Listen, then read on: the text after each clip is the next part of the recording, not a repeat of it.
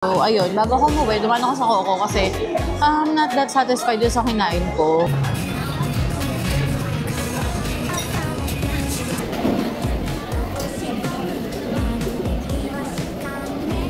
Tada! Kit-kit lang. Yellow.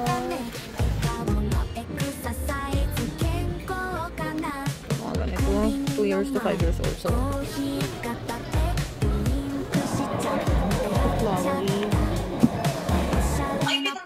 i-share muna natin to. Kaka-launch lang. What I am doing is the 50-30-20. Usually, kinikip ko siya for like 6 months.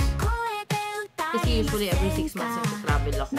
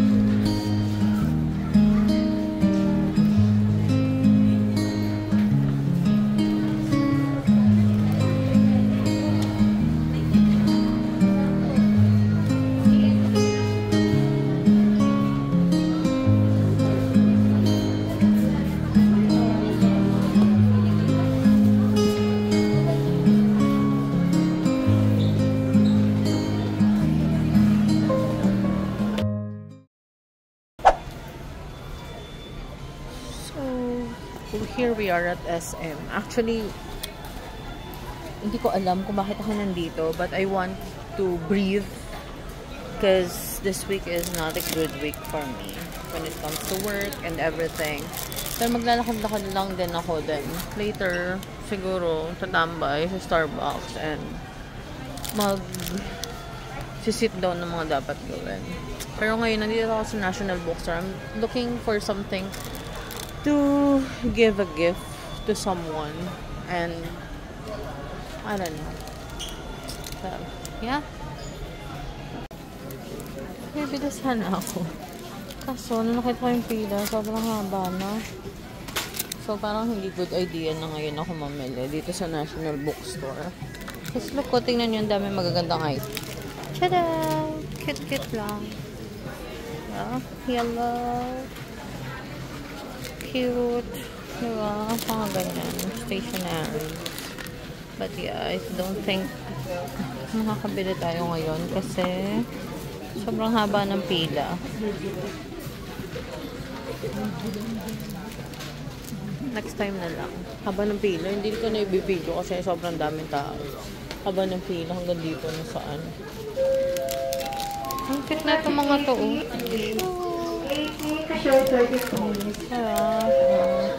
Cutesy. Pero, kaya not today. Pink.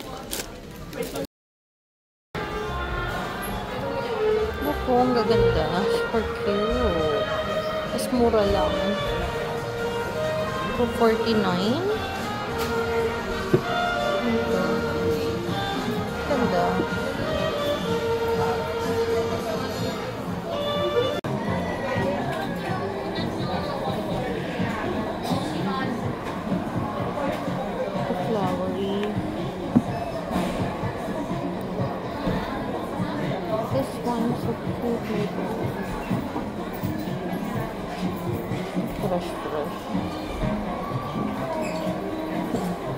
Fresh.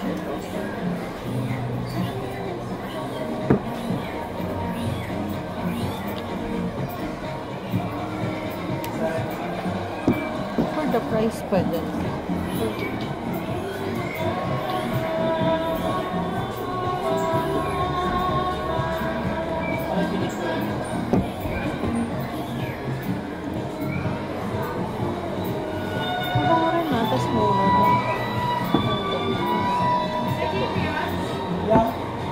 Pero ito, flowery.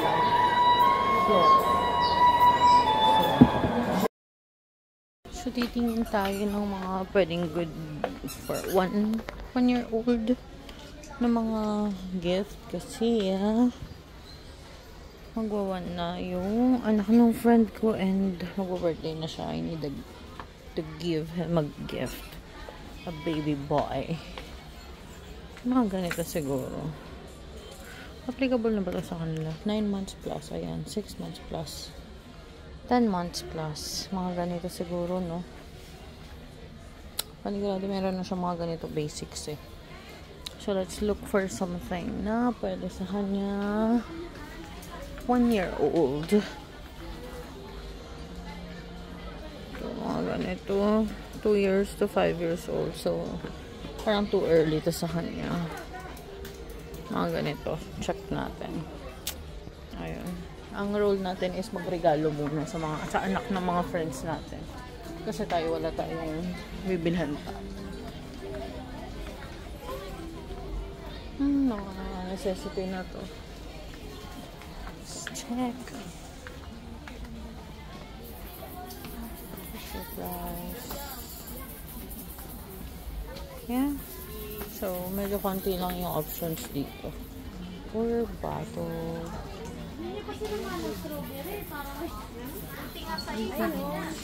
Mga ganito.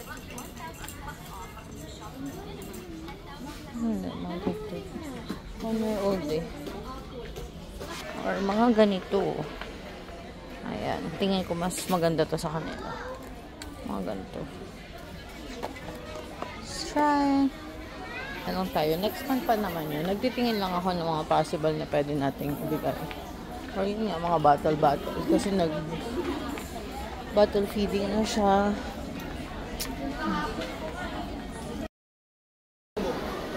Yeah, so this is just me usually going outside. Maayos na to ah. Kasi ang worst. Para lang bibili ng suka sa kapitbahay. So, dito tayo sa KTV. Hanap tayo ng pwede dito. Pang gift. Puro anik-anik lang dito. So, check natin sa taas. Pinutusan tayo na bumili ng pabango. Hindi ko alam kung nasa tamang floor na ako. Pero, ito kasi talagang parang high school. High school pa lang ako. Ito na ang pabango ko and then na-adapt na ng aking asawa. Gusto niya na rin ito lagi. Kasi, when it comes to scent, maganda rin siya and matagal din. Tumatagal din siya.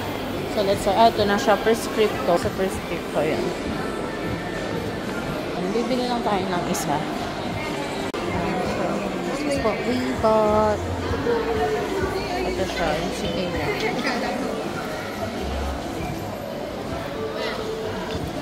Unisex kasi daw yun. Oh, nakalagay naman.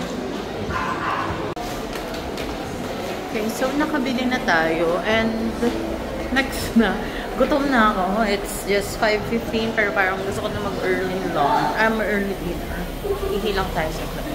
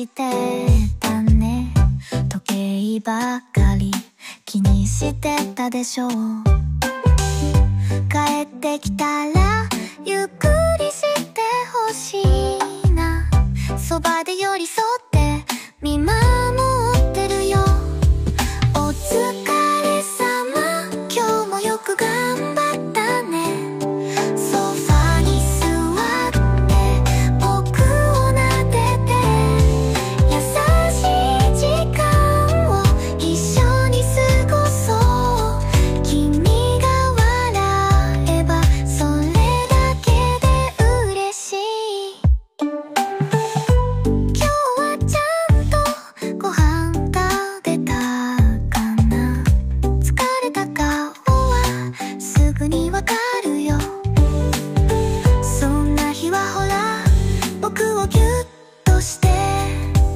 もふもふのぬくもりで包んであげるよ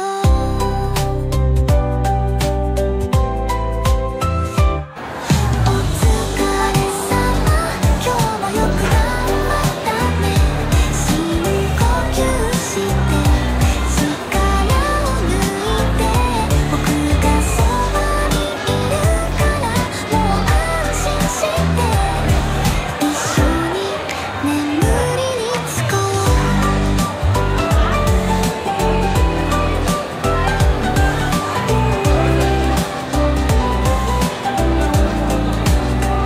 涙の日も眠れないよ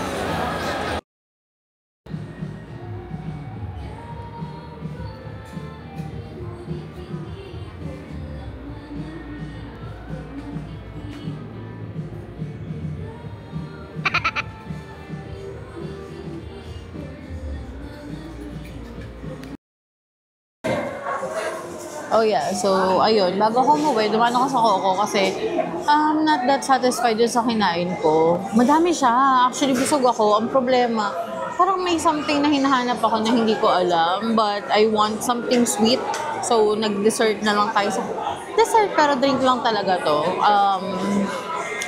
Usually, ang order ko dito, kung pin-follow nyo ako sa account ko, makikita ninyo doon na gagawin ko siyang one of the video that I usually post every day. And salty cream chocolate yung in-order ko ngayon, which is usually I'm ordering 3 bodies dito kasi kompleto siya ng sinker. Ito, nagdagdag pa ako ng sinker kasi wala siyang kasamang sinker. O, diba? Anyways, after nito, uwi na rin ako and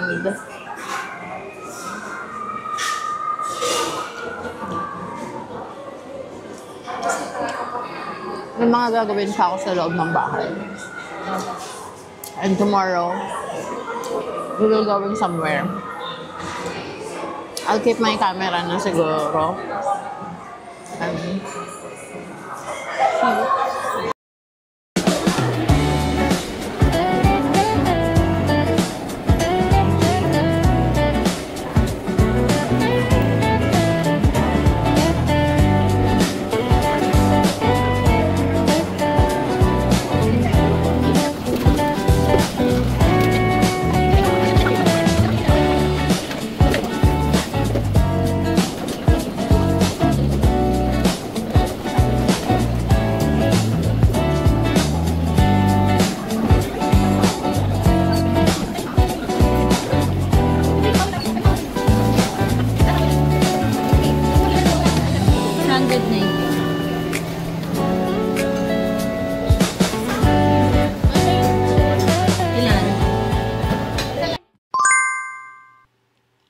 okay, so we're back home and ngayon ay ang dami nating gagawin. Ako'y medyo naguguluhan na. Pero first of all, ang gagawin muna natin ay, kasi nag-edit tayo ng video kanina habang nasa Coco tayo. Kasi nga, yun ang ating goal for today's video. Pero, ang gagawin natin ay, isi-share muna natin itong Okay, so may pitong kulay sa rin. i-share muna natin to, kaka-launch lang. Ng kulay gamit ang ating unatan. At ang kulay na bubuhay. Then, we will, grabe. Grabe itong, we are actually thinking na yung nangyayaring rally ngayon is, alam mo yun, for awareness na hindi ko mambibig ng mga Pilipino. Pero yun nangyari kanina doon sa may Ayala Bridge. Nako. Ano bang gusto niyong patunayan? Bakit ganun kayo? Well, anyways, ipopost muna natin ito. Na-export ko na siya. Saan ba yun? Na-export ko na to eh. Ayan siya. So, dapat medyo nag-aagaw yung alat, yung tamis. Gusto ko nung matamis kasi kumain ako kanina. Okay, ipopost na natin to. So, uploading tayo. Ayan siya. Nag-upload. Ayan. Sa baba. Kikita niyo ba yan? Ayan. Yan. Waiting tayo dyan. But before that, sige, gawa tayo ng listahan para di tayo magulo. So, una kong gagawin is magbabayad tayo ng insurance. Pay insurance. Second is sort budget for the week. Tapos purchases for DJI Osmo Pocket 3, which is yung silicone stand and magnetic stand. Yun lang muna gagawin natin. Ayan, pagpasensyahan nyo na humugulo ang aking sulat. Okay, so this is my first freelancing laptop. And nung nag-freelance ako, doon din ako nag-decide na mag-insurance kasi wala tayong rektang employer talaga and wala na yung mga benefit na nakukuha natin kagaya sa BPO before. Kaya this is very important to us. Ayan. Ito rin ang ginagamit ko at ito rin yung nakakonect sa printer. Kaya dito, kada may gagawin ako, isa-send ko muna sa email ko tapos bubuksan ko siya dito sa laptop na to. Bago ako nakakapag-print. So, this is our first laptop. Ching! Nahin natin itong pagsasort natin ng money. And I have a tracker or I have an Excel sheet para sa aking budget weekly. Also, dito ko rin tinatrack yung daily expenses ko na lumulobo. Kaya lang siya lumulobo ng ganun. It's because pati yung mga credit card expenses ko is nandoon na ang due niya is next month pa. So, basically, hindi naman talaga yun. Okay. So, ang gagawin muna natin ngayon ay magsasort tayo ng budget natin. Alis ako bukas, so I need extra fund. So, gagawin ko lang muna ito. Hindi ko na siya ipapakita sa inyo, guys. But, basically, what I am doing is the 50-30-20. 50% is for the expenses, 30% is for the buffer for the expenses, and 20% is savings na kapag may mga big purchases ako sometimes, alam ko mali to, pero sometimes, nako-compromise yung 20% savings. So, tapos na ako mag-sort. And just to give you a little bit background kung anong ginagawa ko, kada sahod is naka-budget na yung pero kung para saan siya pupunta, kung sa bahay, ganon. Hindi yung kung kailan bayaran saka ako naghahanap ng pambayad. So, dinidivide ko kung ilang beses ako sa sahod at saka kung ilang beses ako sumasahod, tapos nag-estimate din ako ng estimated electric and water bill ko kung magkano siya, and then dinidivide ko siya kung ilang beses ako sa sahod. So, for example, ang bahay is kung magkano yung bahay, i-divide ko siya kung ilang beses ako. Kung magkano yung share ko dun sa bahay, i-divide ko siya kung ilang beses ako sa sahod, and then, yun yung tinatabi ko kada sahod. Kaya, talagang wala akong sahod or wala akong cut-off na mayaman ako. Equally divided yung kada sahod ko, lalo na kapag yung eksakto lang yung sinasahod ko. Like, yung oras kasi is eksakto lang, 'di ba? Working ako 40 hours a week. So, kumbaga consistent yung amount na nare-receive ko. Pero syempre, depende nga sa palitan ng dollars. But I assume always na may specific lang akong amount na nandoon, and then meron na talaga siyang allocation like pambayad ng bahay, tubig, insurance, kuryente, internet, association dues, dun sa binabayaran, sa iba ko pang binabayaran. Kaya, equally lang din kung magkano yung budget ko or yung allowance ko every week. Just to give you a little bit background, ng allowance ko lang per week or extra ko per week is 1,775. So, yun lang siya. And, yeah. So, ayun. Meron din akong ganito. Naka-wallet na siya. Naka-subdivide na siya. Andyan na lahat kung magkano yung, may mga ano yan. Ayan, kikita niyo iba-ibang kulay. So, for example, bahay. Andyan na siya. Naka-divide na yan dyan. Kaya kapag kada magbabayad ako ng bahay, dito lang ako kukuha. Hindi na siya nakahalo doon sa total amount na kung magkano yung meron ako sa bangko. This is very important. Ayan, nakaganyan-ganyan na siya. 'Di ba? At least alam mo na may pambayad ka na. Kasi ang hirap yung andun nga, naipon nga, ang laki nga tingnan yung pera mo sa bangko, pero kapag bayaran na, parang ima-mathematics mo pa siya sa isip mo. Wherein, kapag nandito, alam mo na kung magkano yung laman dito, and nakikita mo na yung total amount, kung magkano na yung pera mo, and kung magkano pa yung kulang para dun sa bill mo. So, ayun, meron tayong spare dito na 2, 4. Kasi nga ako ng extra kasi aalis tayo mamaya. Mamaya kasi madaling araw siya. Mamayang madaling araw ako aalis. Anyways, done na yan. Done na tayo sa budgeting. Now, we have to go back doon sa insurance payment ko. I'll give you a little bit idea kung paano ako tatabi ng additional na money. Is meron akong invisibles. I don't know if you're familiar with the invisible monies.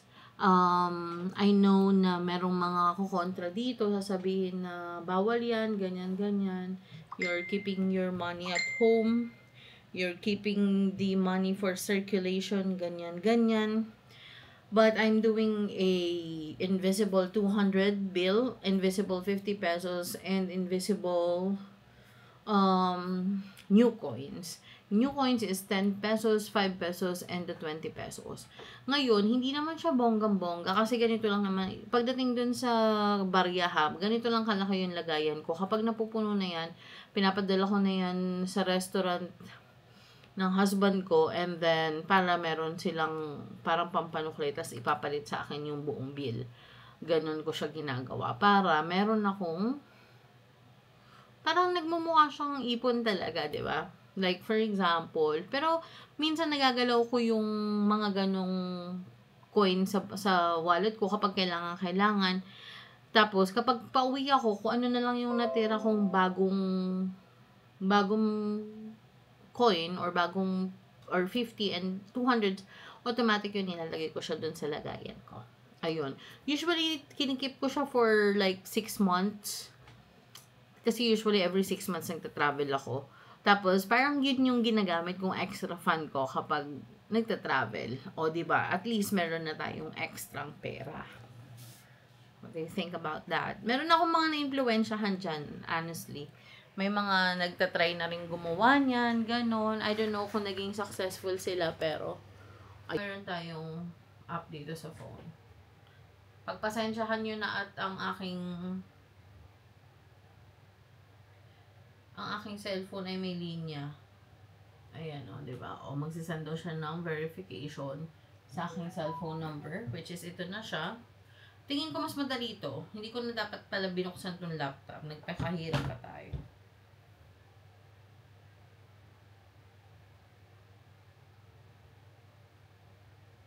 Okay, let's wait for the one-time verification code.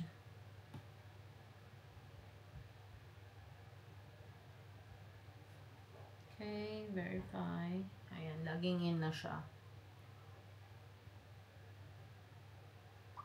O, diba? Ayan na siya. So, meron na siyang pinaglalabang May pinaglalabang ano na siya. Bill. Ayan na. Online payment done. Mahaba-haba pa ang lakbayan natin sa pagbabayad ng insurance. Kasi guys, alam nyo, recently lang ako talaga ng insurance kasi nung nag-work ako, sobrang daming benefits like at saka hindi ko pa talaga afford ng mga time na yun. At saka alam nyo ba na napakaswerte nung mga nag-avail ng insurance while before pandemic kasi sobrang mura pa ng insurance that time.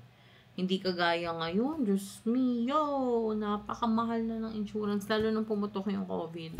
So, yun. So, ito yung checklist natin. Done na tayo mag-pay ng insurance. Sort budget for the week. Track expenses.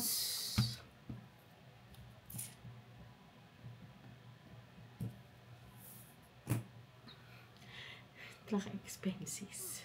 Diyan tayo madadali. Kailan ako nagtapos? 17. Ano na ngayon? 21. 17.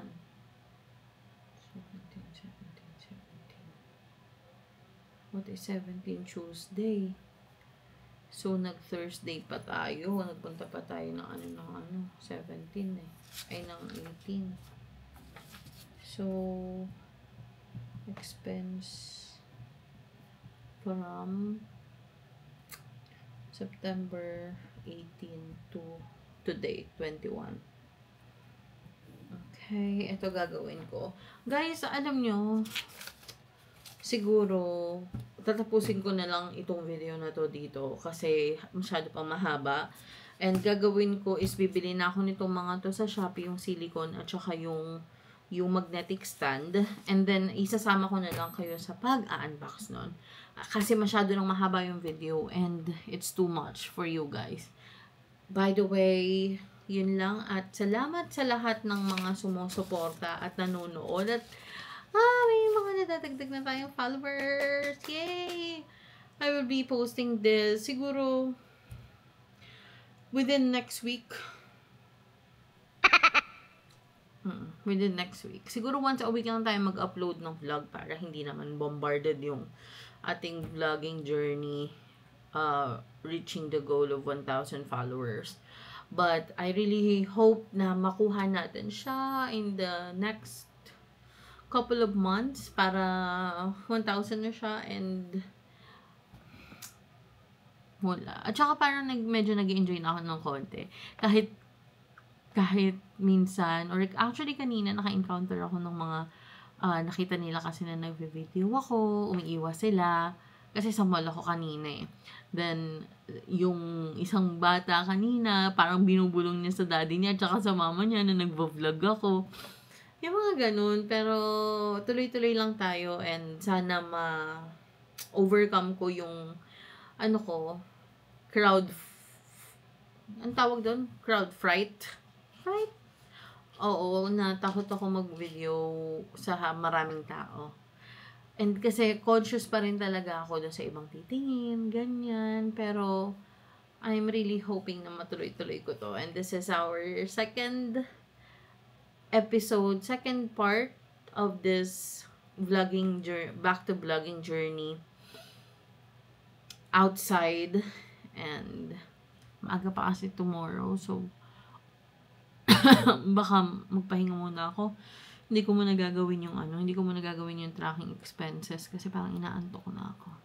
Well, yun lang. And thank you so much again for watching and see you on the next video, guys. Yun lang. 朝の電車ぎゅっと押し込むまるでイワシかね